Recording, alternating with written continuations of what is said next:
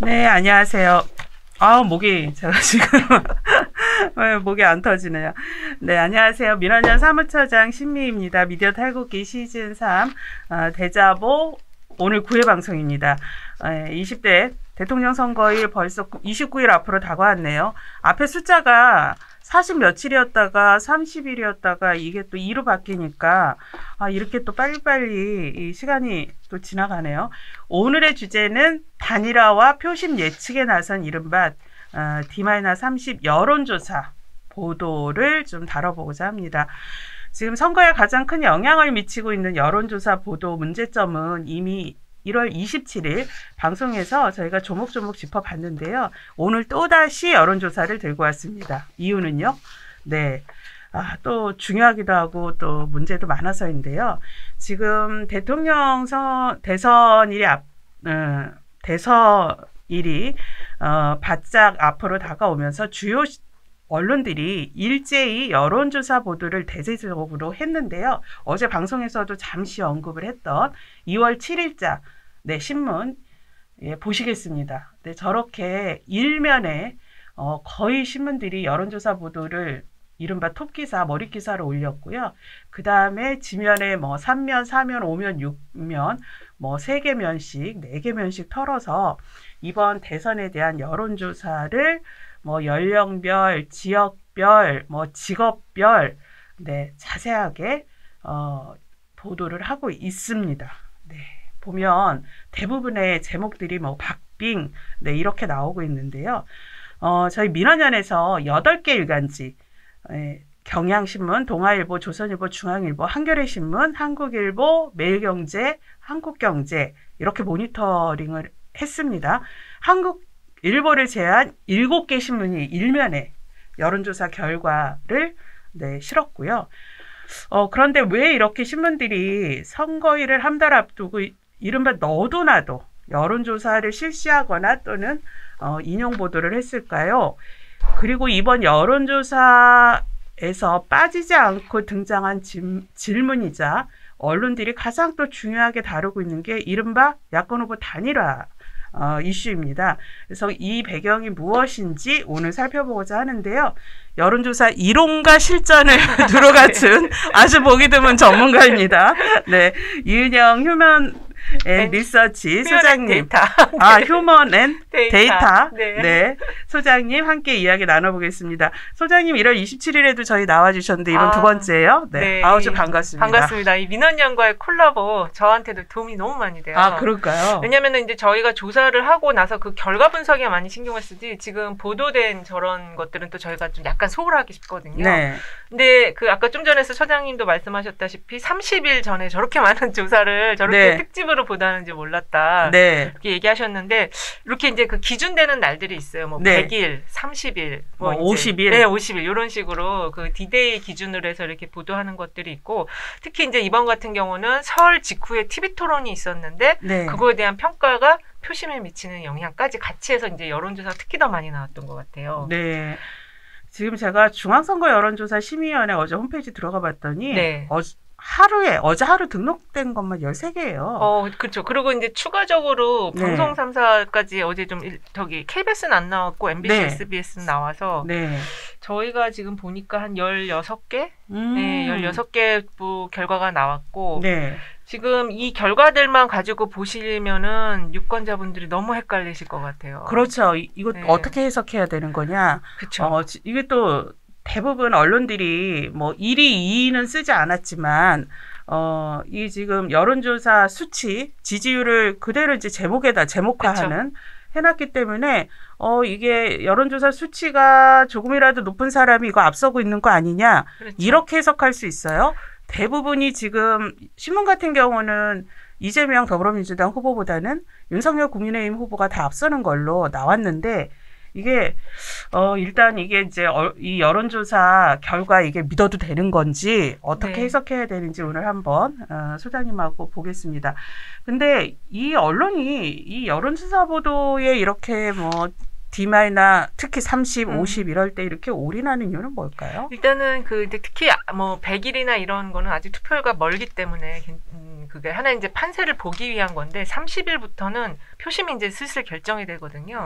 네. 그리고 이제 지금 같은 경우는 역대 대선하고 좀 많이 다른 게 이 스윙 보터층이 40대에서 지금 20, 30대로 연령이 좀 내려갔어요. 그리고 그렇죠. 지역구도가 완화된 속에서 그 세대 표심 공략이 각 당이 지금 하고 있어서 이 변동폭이 좀 큰 데다가 특히 이제 그 후보 이제 그 지금 두 개 양강 후보가 있는데 윤석열 후보가 이 정치 입문이 좀 늦게 되다 보니까 이 핵심 지지층이 단단하지가 않아가지고 여기 지지 진폭이 엄청 커요. 그러다 보니까 이 30일 정도면은 이제 대체적인 판세 분석을 좀 조사 전문가들은 할 수가 있는데 이번에는 이 끝까지 어떤 변수가 좀 남아있는 변수들도 있고 그 부동층이 아직도 사이즈가 한 20% 가까이 돼서 그래서 이제 언론사들이 특히 더 이렇게 보도에 좀 더 몰입을 하는 것 같고, 특히 그 이제 판세 그 투표 날 그 출구 조사를 하잖아요. 근데 언론사들도 거기에 맞춰서 예측 보도들 다 하거든요. 그렇죠. 지금 그게 너무 어려우니까 더 이렇게 집중적으로 하는 것 같아요. 30일부터 미리 데이터와 그런 걸 쭉 추세를 다 이제 보면서 봐야겠다 이런 거네요. 그렇죠. 예전에 30일 정도면 좀 어느 정도 방향성은 누가 이길 수 있겠다라는 게 좀 나왔는데 지금은 그게 없다 보니까 오히려 그 방향성을 잡아주려고 하는 게 있는 것이 아닌가. 그래서 단일화 쪽에 어저께 이제 처장님 주신 자료 보니까 다 사설에서 다뤘더라고요. 사설, 칼럼, 칼럼 이런 쪽에서 다뤄서 그 방향성을 잡는 작업이 있는 거 아닌가 이렇게 좀 추측을 해볼 수 있겠습니다. 네. 그런데 이게 뭐 지금 대선이 이전 대선하고는 약간이 아니라 상당히 다른 면들이 많다 이러는데 뭐 이게 보니까 언론들이 여론조사 법칙이다 이렇게 쓰는 게 1987년 이후로 대통령 직선제가 된 이후로 이 대선에서 이른바 30일 전 아까도 말씀하셨는데 40일, 50일이면 대부분 윤곽이 나왔다 이거고요. 30일을 앞두고 한 달을 앞두고 여론조사를 했을 때 거기서 나온 그 지지율 1위였던 후보가 대부분 당선이 됐다. 그렇죠. 2002년 노무현 대통령이 당선됐을 때 빼고는 이분은 역전을 했더라고요. 여론조사 보도에서 2위였는데 참 드라마틱한 분이에요. 그래서 빼고는 한 달 전 여론조사 1위 후보가 득표율도 가장 높았다 이러는데 그렇게 본다면 지금 30일 앞두고 저렇게 나온 여론조사 보도에서 윤석열 후보가 어쨌든 오차범위인데 앞섰다라고 한다면 이게 어느 정도 경향이 있는 거다라고 보기에는 이번에는 너무나 많은 변수가 있다 이런 거죠. 그 거대 양당 후보 두 당이 다 이른바 정치 신인이다. 이런 것도 있을 것 같고요. 또 언론들은 두 사람 다 비주류다 이렇게 분석을 하고 이재명 후보는 정치 신인이라고 보긴 좀 어렵고 이제 중앙 정치가 조금 활동이 좀 약했다 이렇게는 볼 수 있는데 정치 경험은 훨씬 많죠 사실. 그리고 또 지금 언론들이 비호감 선거다 이러는데 그것도 작용하는 것 같은데 제가 이게 좀 역대 대선 때 어떻게 했냐 해서 지난번 제 19대 대선 당시도 한번 봤어요. 그 19대 대선 당시도 언론들이 한 달 앞두고 일제히 그 보도들을 했습니다. 그때는 한 달 앞둔 날짜가 일요일이어가지고 D-Day 29일에 이 언론들이 대대적으로 여론조사 보도를 했는데 근데 제가 그때 보니까요. 그때도 언론들이 비호감 선거였다고. 매번 비호감. 아니 저는 이게 참 우리가 빨리 잊어버리는데요. 불과 5년 전인데 그때도 언론이 앞다퉈서 비호감 선거다. 그리고 당시 문재인 후보의 가장 큰 단점으로 비호감 이미지다 이랬어요. 여러분들 지금 상상이나 되겠어요? 그러니까 잘 기억이 안 나시니까 이번에 좀 그런 것들을 많이 좀 체킹을 해주셔야 될 것 같아요. 그리고 지금 저희 그 역대 대통령 중에 지금 마지막 재임 중 재임 그 마지막 임기까지도 지금 지지율이 흔들리지 않고 또 일정하게 그 지지율이 가장 높은 대통령이다 이렇게 평가받는데 네. 저 네. 이미지 보시면 2017년 자료예요. 네, 2017년 자료입니다. 저 D-29일 앞두고 한국일보인데요. 2017년 4월 10일 제목 보십시오. 문은 비호감이다. 아, 지금 저기다가 네. 이를 넣고 안에다가 윤을 넣으면 똑같네요. 네, 똑같아요. 제목을 보시면 네. 안에 국정능력 의구실 여저. 그래서 제가 저 위에 날짜만 바꾸면 네. 뭐 이게 2022년인지 2017년인지 모르겠다 할 정도로 네. 아 그래서 지금 언론이 비호감 선거하면서 정치인에 대한 불신이나 냉소 조장하는 거 아니냐라는 지적이 있는데 아 이거 한번 좀 제대로 살펴봐야겠다. 그렇죠. 이게 좀 여론조사 보도도 스테레오타입한 게 있어요. 네. 그래서 그런 것들을 좀 뽑아내야 되는데 사실 이번에 이제 비호감 선거라고 국민들이 유권자들이 더 크게 느끼는 건 이 배우자 문제 때문에 네. 배우자 리스크 때문에 그래요. 역대에선 그게 없었거든요. 그렇죠. 네. 역대에서 이렇게 배우자가 후보의 배우자가 이렇게 부각이 되고 없었습니다. 네, 여러 가지 뭐 의혹과 구설이 오른 경우는 정말 그건 드문 것 같습니다. 네. 근데 지금 저희가 30일을 앞두고도 이렇게 이제 뭐 지지율에 대한 여러 그 조사 결과가 나왔지만 이게 득표율하고 이 장담하기 어렵다, 예측하기 너무 어렵다는데 그 이유 중 하나로 이제 지금 단일화 계속 네. 얘기를 한단 말이에요. 네. 단일화 구도가 정해지지 않았다 이러는데 사실 단일화도요. 2017년에 똑같이 언론이 그렇죠. 네. 단일화가 변수다. 그다음에 단일화 해야 된다. 계속 비문연대, 반문연대 가장 핵심 이슈를 다뤘더라고요. 그래서 아니 이게 선거 때마다 왜 이렇게 단일화 이러는가? 정말 이게 단일화가 효과가 있는가? 사실 지난 대선 때 기억하시겠지만 결국 안철수 후보 단일화 안 됐거든요. 안 됐죠. 네. 그래서 이른바 진짜 떡줄 사람은 생각도 안 하는데 언론들이 김칫국만 이렇게 마시는 거냐? 사실 이제 단일화로 본 역대 대선에서 가장 또 그 단일화 효과 또 그 단일화로 인해서 이 엎치락 뒤치락 했던 게 또 2002년 대선이기도 하더라고요. 그렇죠. 근데 네. 그 이후에는 이렇게 단일화가 직접적인 실제적인 효과를 미쳤다 이렇게 보기 어려운데 이거 단일화 정말 효과 있다고 보시는가요? 일단은 단일화를 하면은 그 이제 추가적인 플러스 알파의 표심을 얻는 효과는 있어요. 근데 이제 그게 성공이 돼야 되는데 사실은 이제 DJ도 또 단일화를 했는데 그거는 이제 뭐 정책 연합 같은 단일화였고 그리고 이제 실제로 단일화를 했던 거는 노무현과 정몽준이었죠. 근데 네. 그것도 투표 전날 그게 파기가 돼서 사실 네. 근데 이제 그때 파기가 되면서 오히려 노무현 후보에게 훨씬 더 플러스 알파 효과가 컸고 그것 때문에 결국 당선이 된 네. 거죠. 근데 이번 같은 경우는 지금 단일화 이제 기존에 그 논의가 되던 그 윤석열 후보와 안철수 후보의 단일화가 상수였는데 지금 변수가 등장했어요. 역단일화라고 그래가지고 네. 이재명 후보와 안철수 후보와 김동연 후보와 심상정 후보 이렇게 그 윤석열 후보를 역포위하는 역단일화가 지금 이야기가 되고 있어서 근데 그거의 가능성은 낮게 보고 있지만 언론에서 계속 이야기를 하니까 오늘 이제 자료 주신 거에는 윤석열 후보와 안철수 후보의 단일화를 주로 네. 다뤘는데 이제 다음 주쯤 되면 이 역단일화 쪽이 또 네. 다뤄지지 않을까. 근데 단일화가 굉장히 어려운 작업이고 지금 30일 남은 상황에서 대체적으로는 좀 어렵다라고 보는데 역시 정치는 또 생물이니까 예단을 하기가 어려워서 네. 하지만 저희가 볼 때는 조금 어렵지 않은가 이렇게 네. 보고 있어요. 네. 이게 뭐 지금 겉으로는 단일화 그 윤석열 그다음에 이게 안철수 후보 겉으로 선을 긋지만 이게 모를 일이다 그렇죠. 이러는 거고 또 오늘 조간을 보면 오늘 또 아침 오늘 일간지를 보면 또 뭐 이 단일화에 대해서 상당히 네. 뭐 인식의 진전이 있는 것처럼 또 이렇게 보도가 나오는데 아니 뭐 저는 이게 언론 보도는 사실 대한민국 언론 보도 믿거나 말거나잖아요. 예, 신뢰하기 참 어려운데 그리고 이게 단일화가 뭐 이번 대선의 판세를 흔들든 뭐 효과가 있든 없든 이건 뭐 그 정치 방정식에 따라 뭐 결정이 된다. 그런다면 이것도 또 하나 뭐 유권자의 민심이다 이렇게 볼 수는 있는데 문제는 매번 네. 언론인 것 같습니다. 네. 그러니까 이게 언론이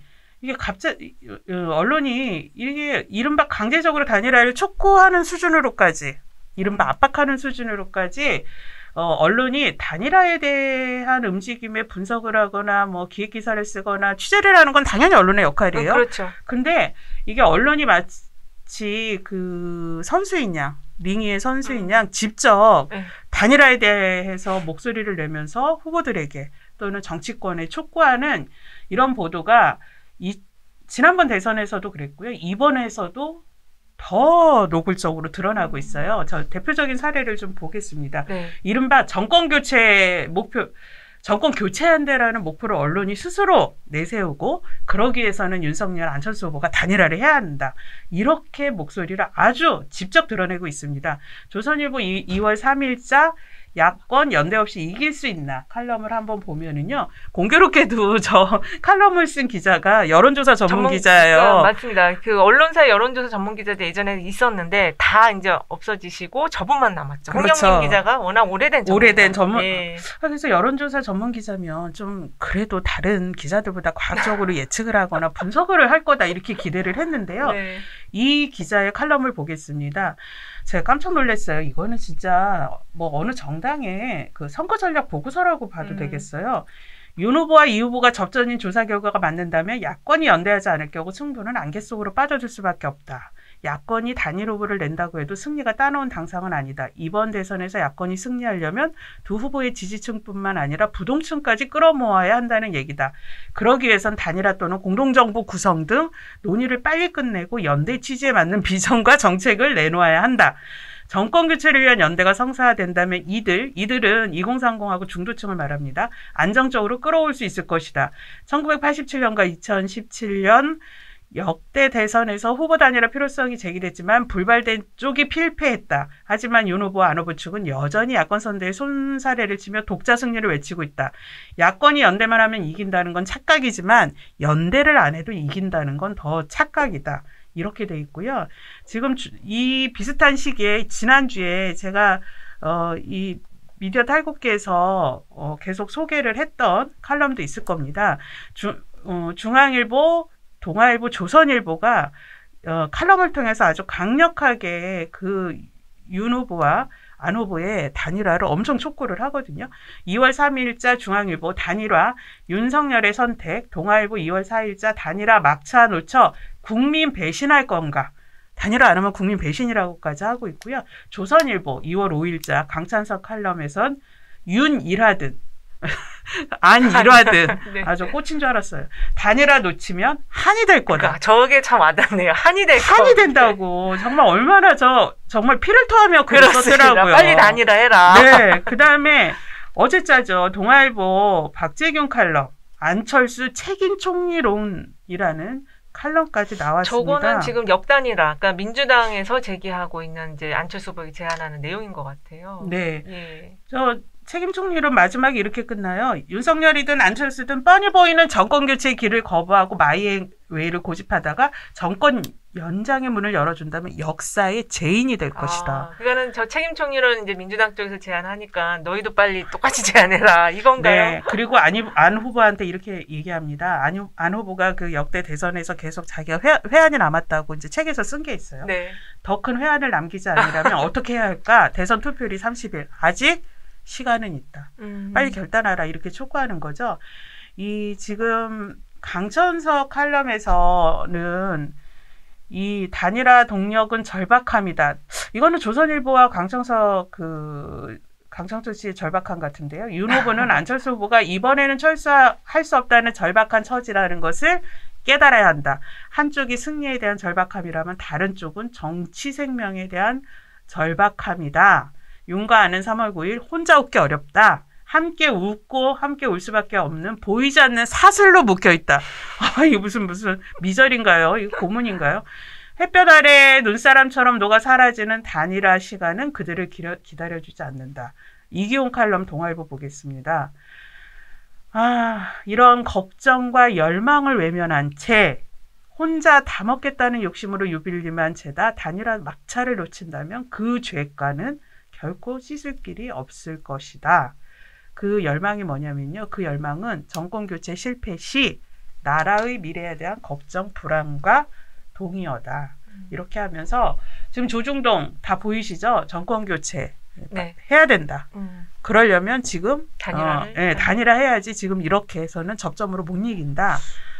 이거 진짜 언론 본령을 넘어선 건데요. 넘어서도 한참 넘어선 건데 이렇게 정권 교체 그 정권 교체를 해서 단일화하라는 조중동이 자신들의 목표를 정말 공개적으로 천명한 거다 이렇게 생각이 듭니다. 역대 대선마다 이들 보수 언론은 정치적 유불리에 따라서 단일화를 아전 인수로 해석을 하거나 또는 주장을 하거나 이렇게 왔는데 이번에 정말 이렇게 노골적이에요. 이거는 그만큼 절박함을 드러낸 걸까요? 그렇죠. 이게 지금 저 언뜻 지금 보니까 2002년에 정몽준과 그 노무현 후보의 단일화 때도 저렇게 칼럼을 써서 단일화를 해라 이렇게 했었는지 좀 궁금한데요, 갑자기. 네. 지금 저렇게 이제 단일화를 절박하게 얘기하는 거는 그 판세를 보니까 지금 오차범위 이내에서의 초박빙 상황인데 아까 이제 국민일보 같은 경우는 헤드라인이 그 좁혀져 이렇게 나오잖아요. 그러니까 네. 우위는 지금 전체적으로 오늘 어저께 나온 조사들 한 16개 정도 보면은 윤석열 후보 앞서는 게 거의 상당 부분 많았지만 그래도 아까 말씀드린 것처럼 윤석열 후보 지지층이 핵심 지지층이 단단하지가 않아요. 언제든지 이탈할 수가 있다 보니까 자만하지 말고 빨리 한 표라도 더 끌어들여라. 그렇게 지금 얘기를 하는 거고 이제 저게 만약에 단일화가 안 됐을 때 책임 소재가 그럼 누구에게 갈 것인가? 언론은 미리 이제 가이드라인을 만들고 있는 것이죠. 우리는 이렇게 충분히 다 얘기했다. 근데 안 한 사람 누구지? 이렇게 되는 거죠. 안 한 건 누구지? 네. 보면 지금 안철수 후보가 독박 쓰게 됐네요. 지금 안 되면은 아마 세 사람은 독박을 쓰죠. 물론 이제 윤석열 후보, 안철수 후보, 이준석 대표 이렇게 세 명이 예, 독박을 쓰게 될 것 같습니다. 아니 뭐 역사의 죄인이라잖아요. 네, 그렇죠. 역사의 죄인이 되는 한이 거죠. 된다 그러잖아요. 네. 예, 뭐 이분들 세 분이 아주 한 시리즈로 나올 수도 있을 것 같다 생각하는데요. 네, 근데 이제 단일화 관련해서 언론들이 이렇게 주문을 하는 언론들 있다 보니까요. 네. 이번 여론조사 D-30일 여론조사에 단일화 항목들이 아주 가장 핵심 항목이고, 그렇죠. 예, 그 조사 결과에 대한 해설도 2개면 이상씩 펼치면서 지금 보도를 하고 있어요. 요번 단일화 관련 여론조사 항목 보셨을 텐데 네네. 좀 문제점은 좀 없다고 보셨나요? 일단은 이제 단일화 했을 때 가장 큰 문제가 이제 그게 해석을 지금 가장 큰 문제는 여러 가지 단일화도 단일화인데 지금 가장 핵심적인 문항이 정권교체 지수예요. 이게 지금 조사마다 엄청 차이가 나고 있고 그 제가 자료도 가져왔는데 그 뉴스공장의 김어준 진행자도 그 부분에 대한 거를 지적을 했거든요. 네. 모니터링 잠깐 보시면은 네. 지금 뉴스공장에서 이 부분을 이게 이제 어떤 자료였냐면은 그 중앙일보가 엠브레인 퍼블릭에 의뢰해서 그 4, 5일날 실시한 조사였는데 이게 이제 그 맥락이 좀 다 그렇게 좀 맞지가 않아가지고 그 부분을 지적을 했습니다. 그래서 이거를 다시 그 한국경제 쪽이나 이제 그런 언론사 쪽에서 김어준 진행자 그렇게 여론조사 맞는다 그러더니 왜 이번에는 이게 이렇게 맞지 않다고 또 얘기를 하느냐 이렇게 비판하는 기사도 나왔었거든요. 네. 근데 어쨌든 지금 이 단일화와 관련한 가장 큰 기본이 되는 게 정권교체 지수예요. 지금 정권교체 지수가 50을 넘냐 안 넘냐 네. 그 부분인데 이 정권교체 지수가 그 문항이 지금 다 회사마다 다르게 물어보고 있어요. 거기다가 그 지금 아까 그 자료에 보시면은 KSI 같은 경우는 이 조사의 문항을 변경을 했어요. 그래서 변경을 하다 보니까는 이제 이 지수 자체 트렌드를 보기가 상당히 어려운데 이 변경을 하다 보니까 이 안정적인 국정 운영과 연속성을 위해서 여당 후보에 투표하겠다 하니까 이 여당 후보에 대한 투표, 즉 정권 재창출에 대한 지수가 좀 올라가고 그래서 이제 오늘 이 안정이라는 단어가 들어가면 이 좀 정권 교체 지수가 낮아지고 정권 재창출 숫자가 올라가는 면이 있거든요.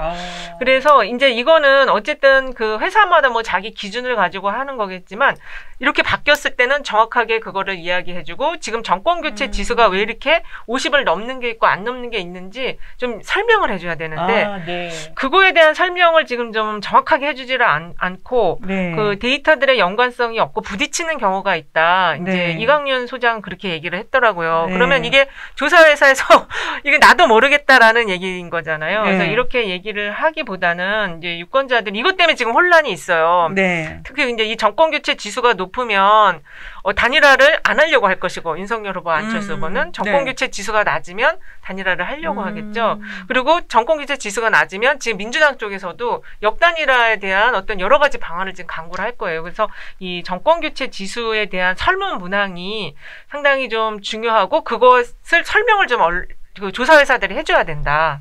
그걸 좀 지적을 하고 싶어요. 네, 그런데 이 KSOI 지금 언론들이 가장 많이 이번에 인용한 그 여론조사를 실시한 업체이기도 한데 그렇죠. 한국사회 여론연구소가 이게 날짜는 다르지만 그렇게 질문에 대한 항목 자체가 저렇게 아예 달라지는 경우 이거는 흔히 있지는 않지 않아요? 이게 트래킹 조사를 하는 경우에 질문을 이렇게 중간에 바꾸면 쓸 수가 없어요. 그 앞과 뒤에 그 추이 변화를 할 수가 없는데 지금 보시면은 그 이게 페이지가 저거는 이제 설문이 바뀐 건데 9일 날하고 16일 날 발표된 게 각각 1월 초순에는 지금 정권 재창출을 위해 여당 후보가 당선돼야 한다. 정권 교체에 야권 후보가 당선돼야 한다. 저기 이제 여당과 야권이라는 저 단어도 차이가 좀 있고요. 그리고 16일에 발표될 때는 안정적 국정 운영과 연속성을 위해서 여당 후보에게 투표.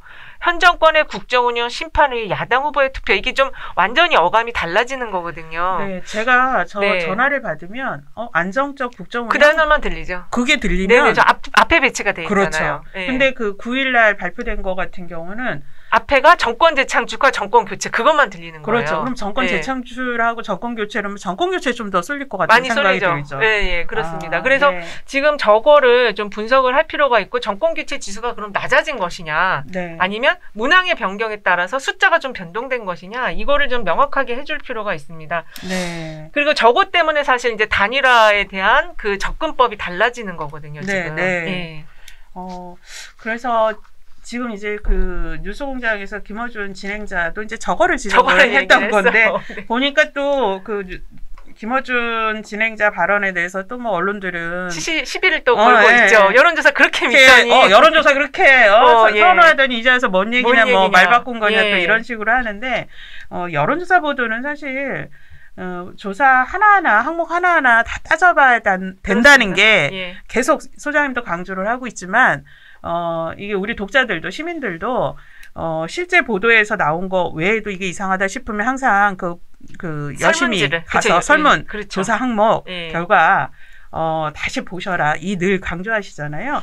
늘 봐야 된다라고 생각을 합니다. 그리고 지금 1월 저렇게 초순 중순에 지금 저렇게 문항을 바꿨다는 거는 상당히 그것도 시기적으로는 문제가 있는 거죠. 왜 그랬을까요? 그러니까 이제 정권 교체 지수가 그 전에 계속 높게 나오니까 이제 그런 부분에 있어서 한번 이제 고려를 해본 측면이 아닐까. 우리가 이게 조사 이렇게 하는 게 좀 잘 된 것일까? 내부적으로는 그런 검토를 했을 수 있겠는데 어쨌든 그래서 문항을 트래킹 문항을 굉장히 신중하게 잡거든요. 잘 안 바꿔요. 이게 KSY가 이 부분에 대해서 아주 상세하게 좀 입장을 밝히거나 설명을 하진 않았죠. 지금 그 뉴스공장 때 이강윤 소장이 얘기한 게 데이터들이 연관성이 없고 부딪히는 경우가 있다. 주요 데이터의 흐름은 같아야 하는데 부딪히면 해석이 어려운 건 사실. 이렇게 얘기했는데 그러면 본인이 인정한 거네요? 인정하고 이게 웃긴 재밌는 게 왜 이렇게 남 얘기하듯이 하세요? 그러니까요. 본인이 저 문항을 바꿨잖아요. 그러면 왜 바꿨는지 배경을 설명해줘야 되지. 그 결과가 이렇게 나와서 해석이 어렵다 이렇게 말하면 유권자들이 웃죠. 이거 있어요. 이게 전형적인 유체이탈 합법인데 다른 업체 조사 그 항목 문항 가지고 얘기하는 줄 알겠어요. 이게 KSOI가 이런 얘기는 좀 정확히 좀 해설을 해주면 되는 거예요. 이게 저희가 이거를 지금 잘못됐다라고 하는 게 아니고 정확하게 이 배경, 사실 이 문항을 바꾼 거는 국민일보 의뢰를 했건 아니면 KSOI가 자체 조사를 했었을 때건 내부적으로 문항을 바꾸자라는 논의가 분명히 있고 바꾼 거거든요. 그럼 그 배경만 얘기해주면 돼요. 그러면 우리가 유권자들은 열심히 가갖고 다 오픈되어 있으니까 그냥 그걸 가지고 이래서 바꿨구나. 그럼 이 조사는 트래킹을 하기가 어렵네. 이렇게 판단을 할 수 있게 해주면 되는 거거든요. 저희가 이제 쭉 한번 이번 그 여론조사 보도 쭉 한 번씩 보고 있는데요. 근데 이번에 아주 기본적인 것도 사실 좀 문제였어요. 저희가 민원연이 어제 오후에 보고서를 냈는데 이번 2월 7일 대대적으로 그 보도된 여론조사 보도 인용 보도에 대해서 이제 분석을 해봤는데요. 이게 보니까 가장 핵심적인 게 대부분의 여론조사 결과가 다 오차 범위 내예요. 네, 그렇습니다. 그래서 이 오차범위 내에 이 그 결과를 저렇게 그것도 아까 이제 보여드렸지만 일면에 톱으로 하면서 다 저렇게 수치화했어요. 그렇죠. 윤 37.0, 이 37.0, 윤 41.7. 예, 저것도 여론조사 그렇죠. 범위 내인데 윤석열이 1등이네, 앞서네. 이렇게 지금 판단할 수 없는 거라는 거잖아요. 그렇죠. 이 오차 범위 내 결과는.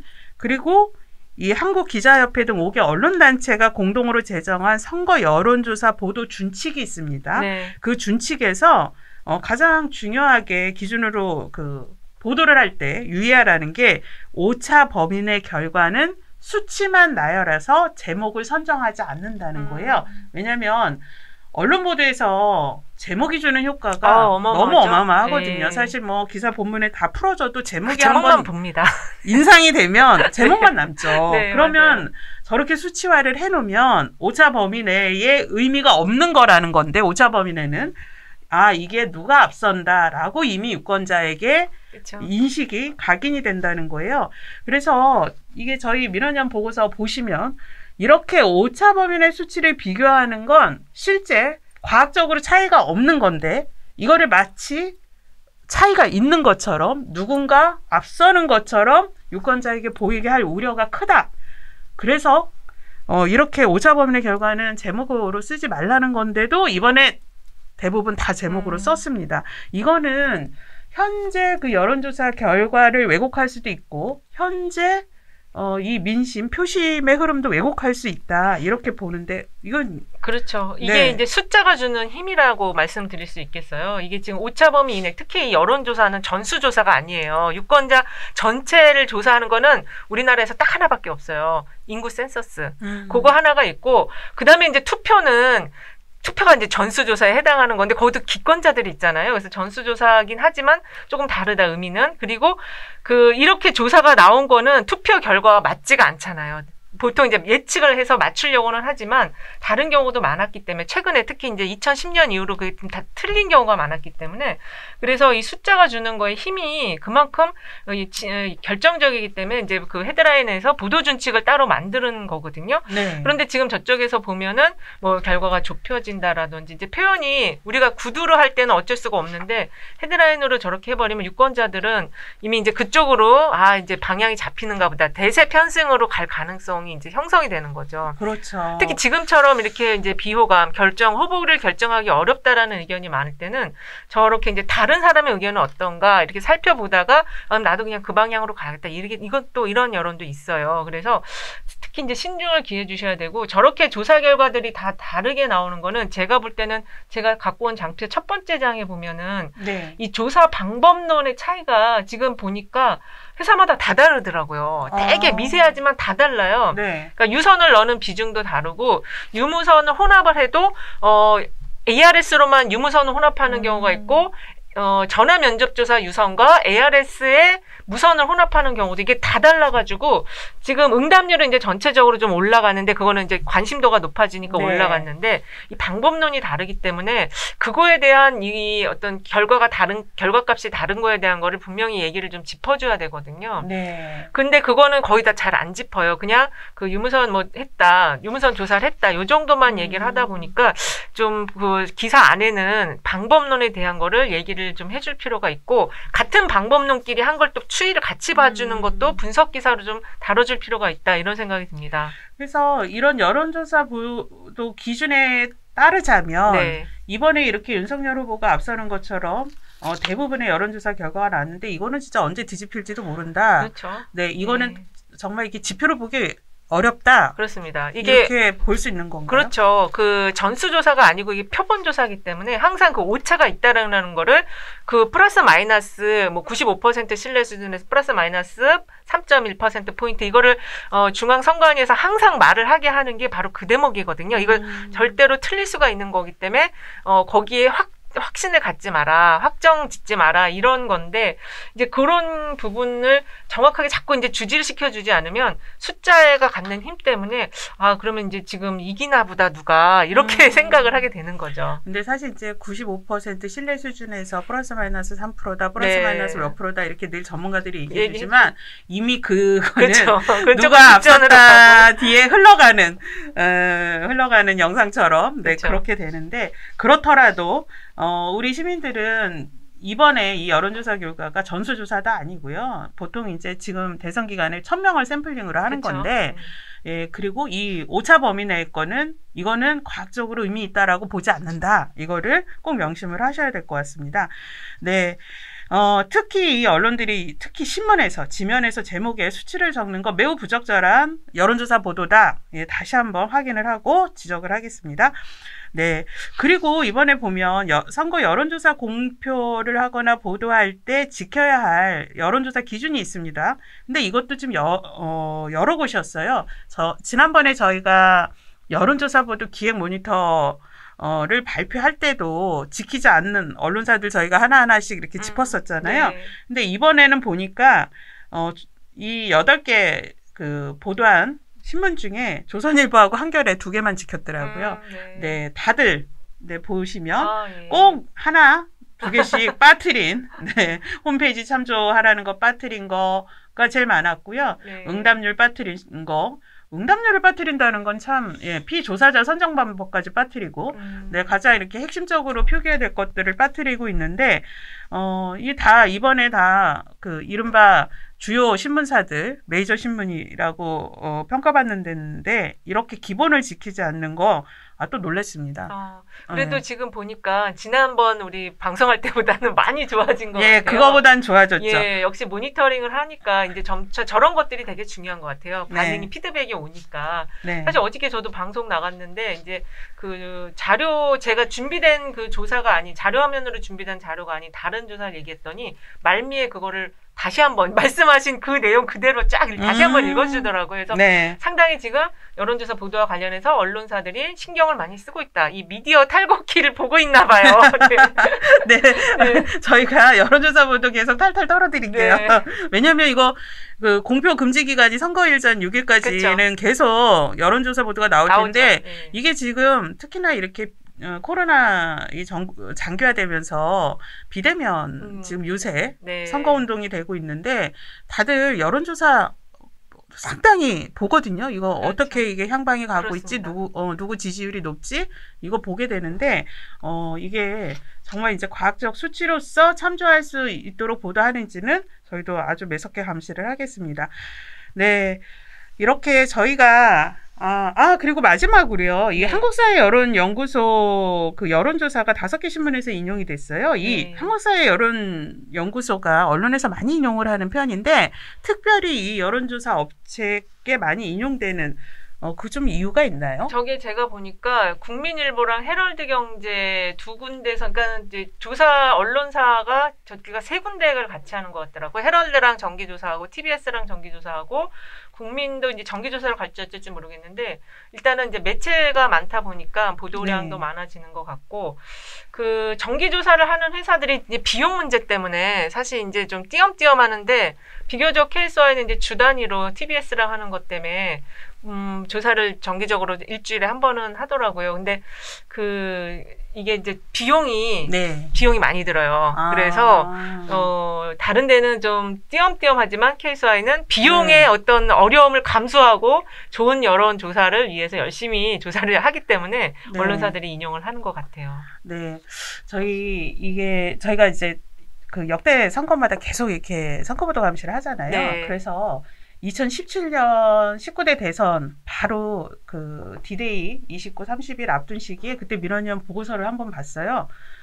언론 보도도 똑같잖아요. D-Day 30일 앞두고 다 대대적으로 여론조사 보도하고 지금 저희가 여론조사 믿기 어렵다고 했는데 5년 전에 저희 보고서입니다. 그냥 날짜만 바꾸시면 되겠네요. 믿기 어려운 여론조사 따져보면 보인다. 때되면 날짜만 딱 바꾸시면 뭐 크게 품 안 들이셔도 돼. 이게 언론이 5년 전이나 지금이나 다르지가 않으니까 저희가 보는 문제점도 이게 똑같은 거예요. 그래서 5년 전에 보니까 이 들쑥날쑥 여론조사 이거 뭘 믿어야 하냐 이제 그 뒤에 넘겨주시면 특히 당시에 그 안철수 문재인 두 후보에 대한 그 양자 대결 이것도 네. 이제 가상으로 놓은 양자 대결이잖아요. 실제 양자 대결 아닌데 네. 언론이 계속 양자 대결 놓고 저렇게 앞선다 이러는데 저거 정말 여론조사 보도 믿지 말아야 될게요. 저기 나중에 저희 득표율 나왔을 그쵸, 때 맞춰보죠. 완전 저거 빗나갔잖아요. 그렇습니다. 그러니까 양자 대결이 되지 않아서 그런 거기도 하지만 그 선거운동 기간 내에 언론들이 안철수 띄우기 엄청 했는데 그래서 여론조사 사전 여론조사 보도에서도 안철수 후보의 예상 득표율이 엄청 높게 나왔는데 실제로 뚜껑 열었을 때 거의 반으로 쪼그라들고 예, 낮았어요. 그래서 이거 진짜 저렇게 언론이 대서특필을 해도 반은커녕 진짜 거의 안 맞는다. 그 사례 중에 하나입니다. 그래서 저렇게 안 맞을 수가 네. 예, 하는데 그리고 저희가 이제 여론조사 따져보면 보인다 해서 그때도 이렇게 표기 기본 안 지킨 거 그다음에 오차 범위인데 또 이렇게 단정해서 보도하는 거 그다음에 가상 양자 대결 핵심 단일화 이 배경하고 이런 거 설명 하나도 하지 않고 하는 거 이 KBS 대선 주자 여론조사 질문지 또 일부 항목에 있어서 아까도 짚어주셨듯이 문제가 있었던 거 뭐 이런 게 아주 똑같이 반복이 되고 있다라고 싶은데요. 좀 언론들도 좀 발전했으면 좋겠어요. 그래야 저희도 좀 다른 모니터 보고서를 내놓지 않을까 싶은데 저희 그 19대 대선 실제 결과가 당시에 보면 문재인 후보가 41.1%, 홍준표 24.0%, 안철수 21.4%, 유승민 6.8% 이렇게 나왔는데 그 전에 언론들이 대서특필했을 때의 그 여론조사 예측하고는 상당히 문재인 후보가 1위였다는 거 빼고는 달랐다는 겁니다. 그렇기 때문에 네. 저런 결과가 나왔는데 실제 언론들이 보도했을 때는 뭐 안철수 후보가 엄청 앞서고 심지어 문재인 후보와 박빙을 이룬다, 초접점이다 이렇게 보도했는데 더블 스코어였잖아요. 그렇습니다. 네, 그러니 여론조사가 갖는 한계 그리고 여론조사 보도의 허실 이거는 여전히 저희가 이 긴장을 늦추지 않고 좀 살펴봐야 되는 문제다. 그래서 여론조사 보도 이 믿지 말라고 해야 되나요? 그러니까 이제 여론조사가 아무래도 돈을 들여서 돈이 많이 들어가요. 이게 조사 한번 하려면. 근데 그렇게 돈을 들여서 민심, 사람들의 머릿속에 있는 거를 숫자화시키는 작업이기 때문에 굉장히 이제 고도의 전문성을 가진 작업인데 이제 틀리는 경우에는 조사 회사들이 단체로 이제 그거에 대한 어떤 왜 틀렸는지에 대한 그 분석을 해야 돼요. 그리고 틀린 회사들은 좀 이렇게 반성을 하고 손을 들고 있어야 되거든요. 어느 회사가 틀렸는지 좀 기사에서도 좀 보여줄 필요가 있어요. 가장 많이 틀린 회사는 어딘가 이런 거 있잖아요.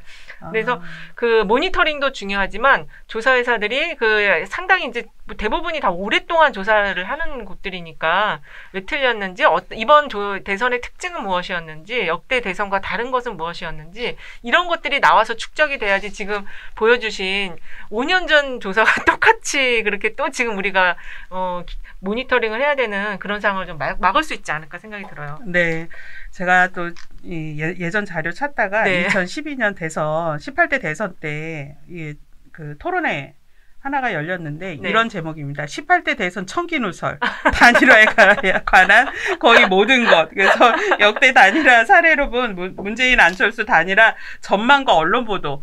이게 그때 2012년에 이미 12년에요. 토론회 주제였는데 17년에 반복됐잖아요. 네. 그리고 10년 뒤인 지금도 반복이 되고 있습니다. 그렇습니다. 그래서 이게 누구도 믿지 말고 뭐도 믿지 말자 이러는데 이게 여론조사 이게 흐름은 참조를 하시되 이게 결과다. 이게 과학적 수치다. 이렇게 보실 거는 아니라는 것. 그렇죠. 그리고 참고 자료로 항상. 네, 참고로 하시되 특히 언론이 인용하는 여론조사 보도는 저희가 정말 100% 의심하고 보자. 네. 그리고 따져보자. 예, 라는 얘기를 오늘 마지막으로 드리면서 마치고자 합니다. 네. 지방선거 조사들이 엄청나게 많아요. 네, 그 얘기를 좀 한번. 네, 잠깐 짧게 한다면 지금 그 지방선거가 이제 뭐 코앞에 닥쳤기 때문에 예비 후보들이 엄청 많거든요. 언론사에서 조사를 굉장히 많이 하는데, 지금 상황에서는 여론조사들이 변별력이 너무 없더라고요. 그래서 지금 저기 보시는 자료처럼 지금 엄청 많은 여야 후보를 다 치면 10명 가까이 되는 거를 여론조사로 하고 있다 보니까 결국에는 저게 그 지지도라기보다는 인지도에 가깝다. 이거를 좀 저 말씀드리고 싶어서. 그래서 아마 그 헤드라인도 한 치 앞도 모른다. 이렇게 다른 것 같아요. 이 숫자의 의미가 변별력이 별로 없기 때문에. 뭐 그 다음 페이지도 보시면은 그 대전 쪽도 저렇게 많이 나오거든요.